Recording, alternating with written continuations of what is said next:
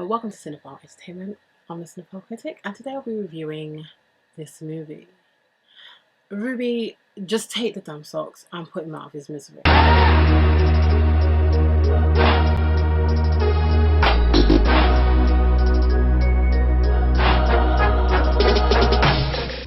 The Darkest Mind. So The Darkest Mind is directed by Jennifer Young Nilsson and stars Amanda Stenberg as Rudy Daly, Harrison Dixon as Liam, Mandy Moore as Dr. Kate, Skyen Brooks as Chubbs. I'll give a quick synopsis of what The Darkest Mind is about. So The Darkest Mind is about, everything going normal until it doesn't. We follow Ruby, who we are introduced to her as a child. She's about the age of 6 at this present time. And what has happened is, in her school, all of a sudden, children have started to act funny, and they seem to display some type of power before they either die or something just happens to them. And what's actually is happening is children, for some reason, this is not just happening in this town, but we see this town because Ruby lives in this town. They are experiencing a change in their body, and so they start to have powers, and the government starts to fear those powers. And what they do is they send children into camps, different levels, different types of camps. So you've got green, and the greens are safe. They're like people who are really intelligent. Then you have blues, which is more telepathic. Gold, which is energy. Reds, which I'm not sure what reds do because they did not explain that. And then you have orange, and red and orange are classed as the dangerous. So you have, I think there's telekinetic that they are. And that's what orange is. I don't know what reds are, but orange are the most dangerous. You have Ruby, who, everything is normal. She's going about her day as a 6-year-old child, and as she's getting ready to go to bed, she goes to her mum's room, her mum and dad's room, and she speaks to them, but they're sleeping. And what she actually does, and she doesn't even remember how she did it, is she erases herself out of their memory. She erases them herself. She wakes up, her parents don't know who she is. The government comes because there's propaganda that's happening about how dangerous these kids are. The government comes, they take these kids away, and obviously, when governments get involved, they want to use the people that they can with power to reaffirm the state, that type of military rule. And so they escape. She finds a group of kids. She goes with those kids, and she ends up falling heavily in like with someone, or in love. Not quite love, but this journey of trying to find a safe place in a particular utopia for children with powers, and that's their destination that they're going to be safe. The title of this film is much cooler than what the film is.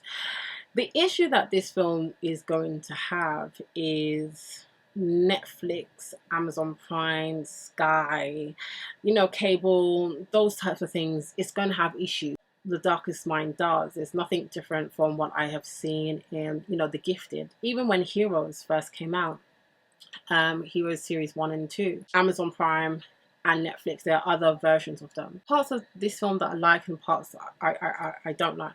Now, one of the things I am confused about is, when we're first introduced to Ruby, she's a dark-skinned little 6-year-old. And as she is older, when we see her in a teen, when she's biracial. That's one thing I thought was interesting.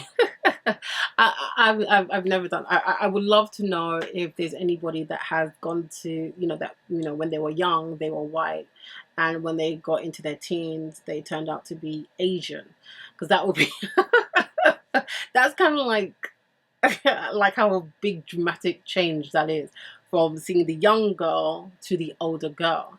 But aside from that, the acting in this film is enough. I'm not saying that there's loads of layers and dynamic characters, but it's enough to sell this film. And they do sell this film, but they sell it in a way where you sort of look at what's out there already and you kind of size them all up, and it's like, it doesn't really do that much different. Apart from, I would say that this is more of a love story than anything else. And you know, um, superheroes or anti heroes and villains and bad guys, then there's other films that do it better. But when it comes to actually a love story, there haven't been a love story with people that contain powers in the way that this one is. And I really did like the energy between Ruby and Liam. It's very reminiscent of something like a Maze Runner. The way how this film was shot, it was okay. It wasn't anything amazing. The direction of this film was okay. Like, everything in this film is okay. It's not a bad film, but does this film justify it being a film, or it being, you know, not on one of the streaming sites?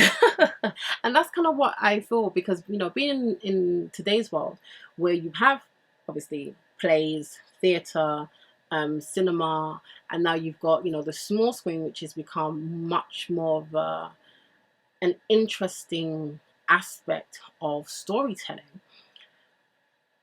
Where does this film slide? And I feel that, you know, as a love story, it works, but where it, you know, it kind of falls flat is not necessarily with the power, but it's the storyline. It's a very cliche story about, you know, adults turning on children, children being trying to be forced into military camps, and so you have this utopia world of, you know, teenagers and young kids living together in peace. And we all know that if there is young teenagers living together, there's going to be a few pregnancies. But, you know, in these types of utopia, that subject never crosses, never gets told, never, ever, ever gets told. It's just, these people never have intimacy, and they never experiment, and they just live happily ever after, just gathering food.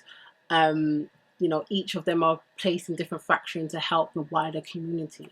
And that's what it is, but that's not realistic at all, because, you know, where teenagers are, if they can, well, you know. Ruby's character is annoying at, you know, in quite a bit of areas. And the reason why I find Ruby's character is annoying is because she makes decisions that I personally think a person of her age, of her situation, has been through wouldn't. A person who sees other people like them, especially when they were um, held down and they were locked up, and they see other people that are just as scared and trying to, you know, make a better way for themselves, they wouldn't hide that unless they want to be alone, which won't work in this world. They will try and make themselves more appealing, more valuable. Certain plot lines in this film go amiss. Kind of takes the immersion out of it for me to some extent. Now, one of my favorite characters, who wasn't in the beginning, is Chubbs. Chubbs is really, he's annoying at first, but he's the more logical character. And I feel that's why I gravitated to him as the film was going. But I feel that this film is, you know, it's for the tween market, if that thing still exists, but it's for the tween market. I did like the love story between the two. I wouldn't mind seeing something more on that, but I think the rest of the story is very cliche. There were some interesting parts in it about, you know, how she's dealing with her parents and her erasing her family out of her life, or she erased herself from her family's life. The villain is, you know, it's just, it's nothing new. And I don't like this whole utopia of children and teenagers. The film is filmed okay, it's directed okay. There's nothing, you know, bad about this film. Everything is just okay. It's just gonna be if you like this type of thing or not. But I would be rating this film as betwixt and between. It's not a bad film, but it's not a great film either. I think there's equally good points as bad points. I wouldn't say it's feeling blue, just because I feel that the direction that they were carving out for themselves, they achieved. I think they achieved most of the goals. It's just whether you're into this type of story or not. It's filmed well. The screenplay writing's okay. The dialogue is okay. You know, there are some fun and interesting parts in this film, but there is a lot of cliches as well that bring the film down. And when you look at it in terms of what else is on the market, it doesn't really do anything different. But that's my review on this film. Thank you for watching my review. If you like what you saw, can you please click subscribe? You're thinking, hang on, wait, I'll come back and see what else you're doing. And then hopefully I will see you again. And remember, until next time, keep safe. Bye.